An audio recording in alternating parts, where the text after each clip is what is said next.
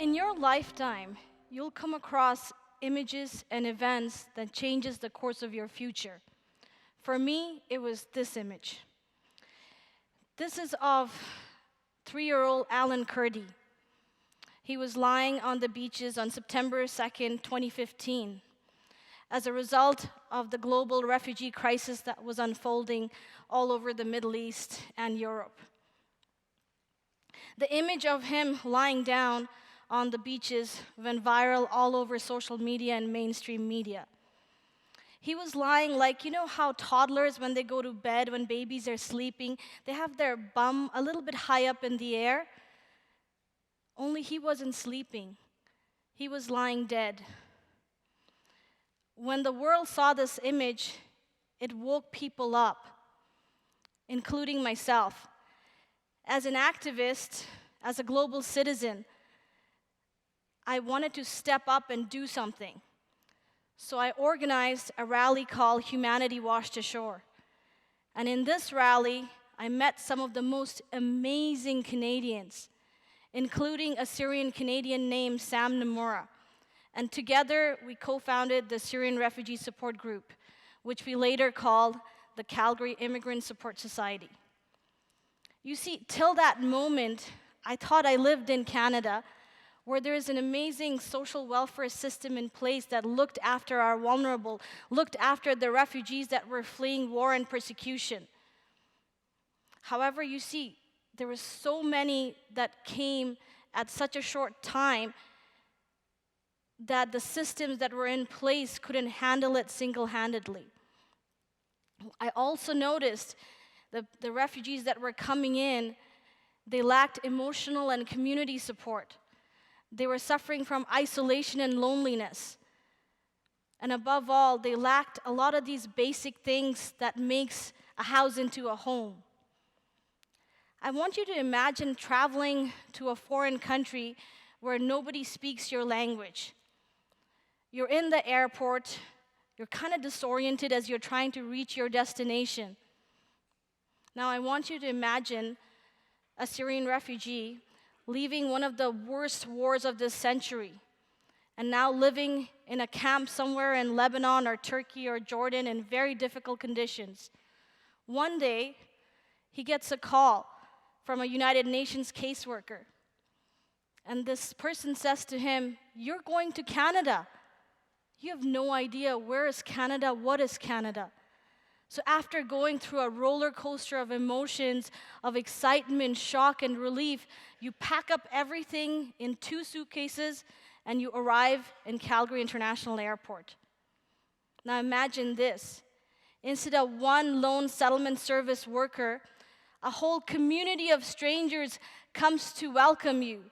They have these big banners that says, "Welcome home, welcome to Canada." They're holding teddies and jackets for you.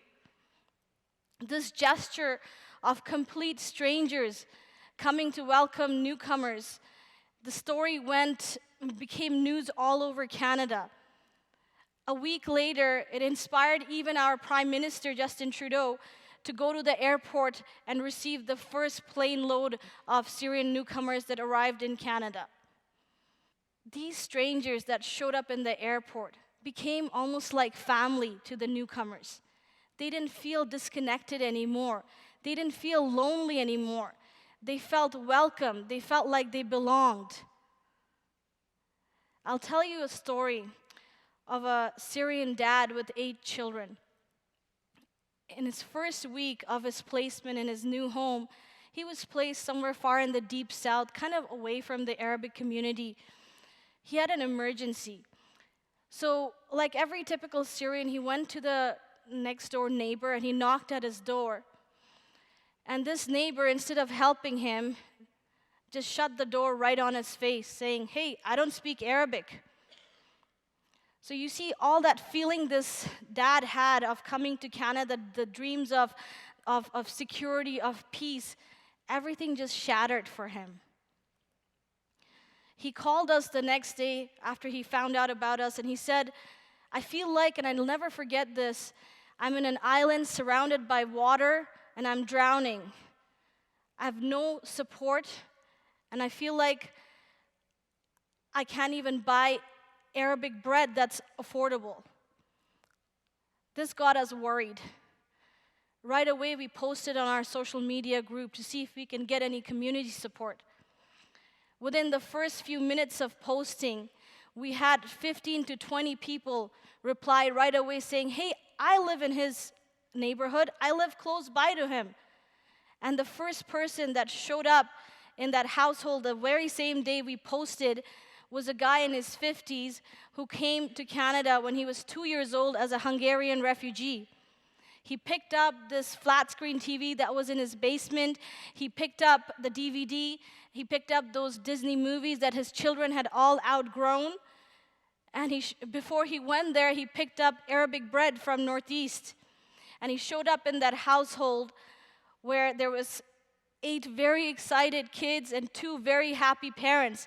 And at that moment, there was no language of Arabic or English needed, because the language of love and compassion, it just transcended everything.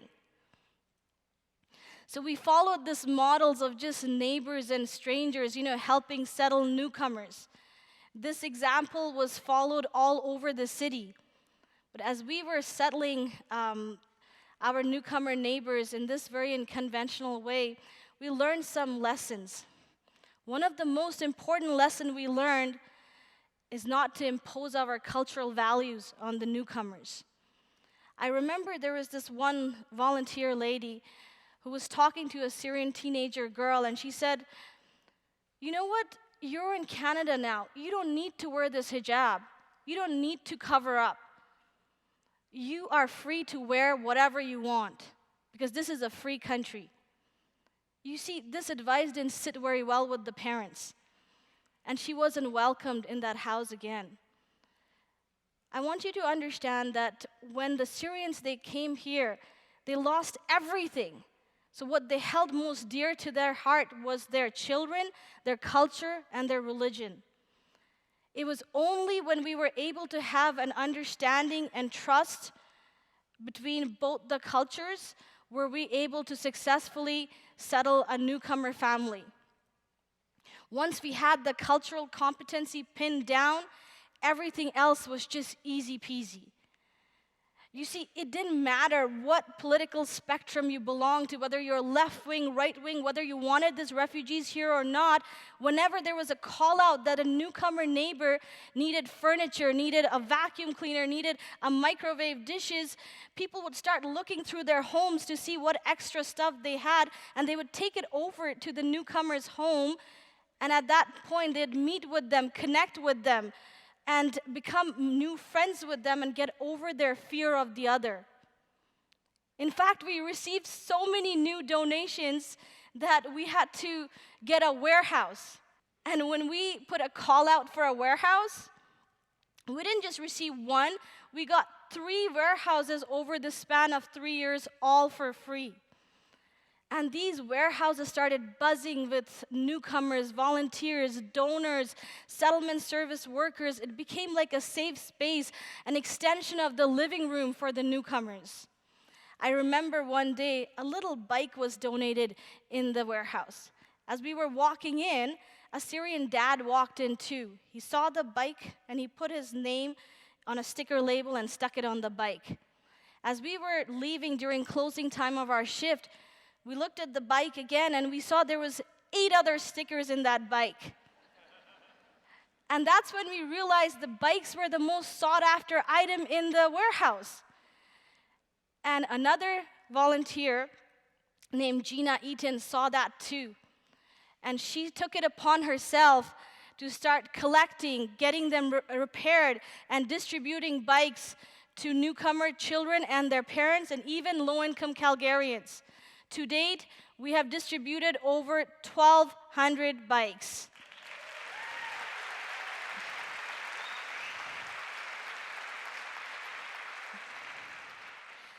News of our work in the warehouse of the Syrian Refugee Support Group was spreading like wildfire all over. We had media coming into the warehouse almost every month, covering our stories, and people were hearing about us all over the city, everywhere. I'll tell you a story about this one lady. She was so afraid of refugees that she canceled her vacation to Europe. She heard that in Europe it was infested with refugees.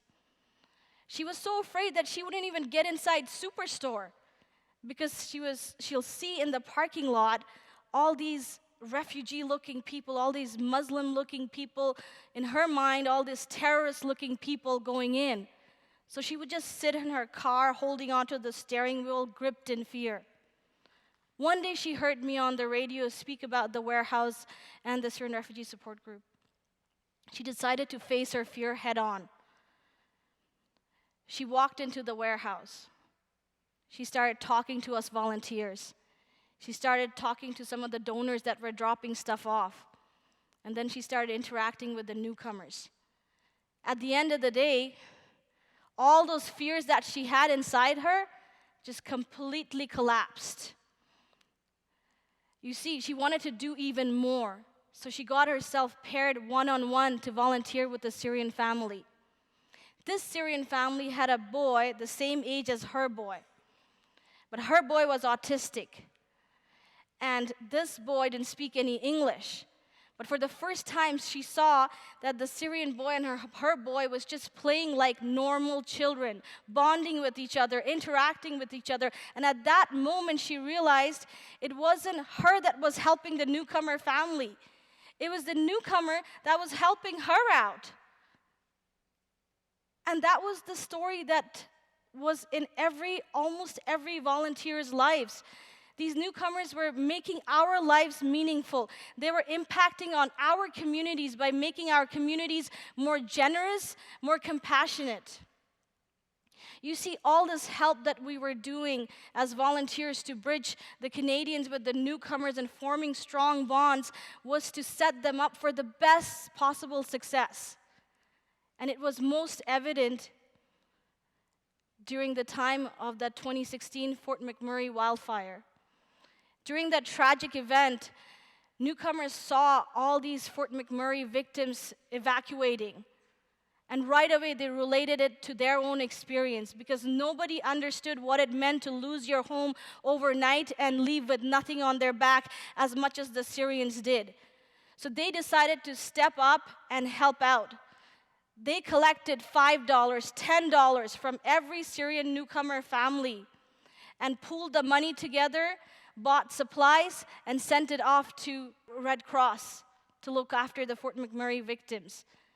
I remember there was this one child, a 4-year-old Syrian boy, who told his mom, "Mom, when I came here, these Canadian kids, they helped me out by giving me toys and books.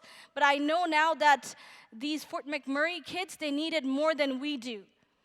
So he gave those books and toys in a plastic box, and he shipped it off to Red Cross too. News of Syrians stepping up to help Fort McMurray wildfire evacuees spread like wildfire as well. We were in BuzzFeed, we were in CNN, we were even on Time magazine. For the first time, I saw the hearts and minds of people changing all over the world towards Syrian refugees. You see, all this work that we were doing over Syrian refugees, it finally died down after a couple of years because the big hype of that social movement was really big 2 years ago when the need was huge. But just because this hype died down, does that mean our work is over? No. Because we weren't just helping Syrian refugees. We were helping refugees from all over the world. We were helping refugee claimants that are running from Trump, that were running from other countries. We were helping the single mothers. We were helping, people that were suffering from Alberta's economic downturn over the last few years. So the need still persisted. And even though there were government organizations in place to help them, there were still some people that were falling through the cracks constantly. So we kept on holding our torch forward and marching on and kept on supporting each other because that's what neighbors do. Thank you.